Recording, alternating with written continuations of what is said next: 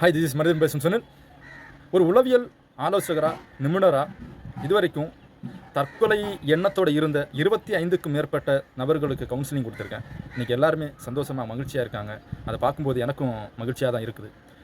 எல்லா வருடமும் செப்டம்பர் மாதம் 10th, அதாவது இந்த மாதம் 10ஆம் தேதி தற்கொலையை தடுப்பதற்கான விழிப்புணர்வானது நடத்தப்படுகின்றது. அந்த விதத்தில் இன்றைக்கி இந்த தற்கொலை என்ற ஒரு செயலானது ரொம்ப வீரியமாக நம்ம இந்தியாவில், அதுலேயும் தமிழ்நாட்டில் அதிகமாக அரங்கேறிக்கிட்டு இருக்குது.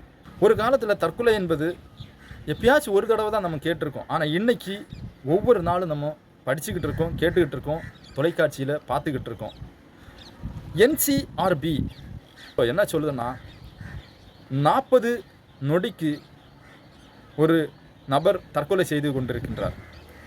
2023 எடுக்கப்பட்ட சர்வேயில் இந்தியாவில் மட்டுமே 13,000 பேர், அதுவும் ஸ்டூடெண்ட்ஸ், தற்கொலை செய்திருக்காங்க.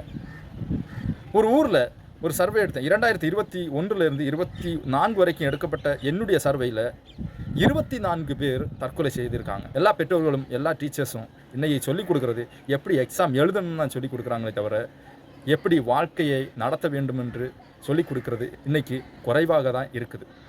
எல்லா வருடம் போலும் இந்த வருடமும் தற்கொலையை தடுப்பதற்கான விழிப்புணர்வானது நடைபெறும். என்ன மையக்கருத்தோடு நடைபெறும்னா, change the narrative, which means தற்கொலை கதையை மாற்றுவது. இதை பற்றி இந்த மாதம் 10ஆம் தேதி அதிக விழிப்புணர்வு நடக்கும். தற்கொலை என்பது ஒரு முடிவல்ல, அது வாழ்க்கைக்கான விடையும் அல்ல. எல்லாருக்குமே பிரச்சனை இருக்குது. ஆனால் யாரெல்லாம் கொட்டி தீர்க்கிறார்களோ அவர்களுக்கெல்லாம் பிரச்சனை இருக்கிறது கிடையாது. அதிலேருந்து வெளியே வர்றாங்க. ஆனால் கொட்டி தீர்க்காதவர்கள், பேசாதவர்கள், ஷேர் பண்ணாதவங்க, அதை வெளிக்கொணராதவர்கள் இந்த மாதிரியான செயலுக்கு தூண்டப்படுகிறார்கள். தற்கொலை என்பது முடிவல்ல, அது வாழ்க்கையின் விடையும் அல்ல. ஏதாவது கஷ்டம் இருந்துச்சுன்னா, ஏதாவது பிரச்சனை இருந்துச்சுன்னா, பக்கத்தில் இருக்கிறவங்கள்ட்ட, இல்லைன்னா தெரிஞ்சவங்ககிட்ட, நண்பர்கள்ட்ட, கவுன்சிலர்ஸ்கிட்ட, நீங்கள் யாருக்கு மேலெல்லாம் நம்பிக்கை வச்சுருக்கீங்களோ அவங்கள்ட்ட ஷேர் பண்ணுங்கள். கண்டிப்பாக அதிலேருந்து வெளியே வரலாம். வெளிவர முடியாதது எதுவுமே கிடையாது.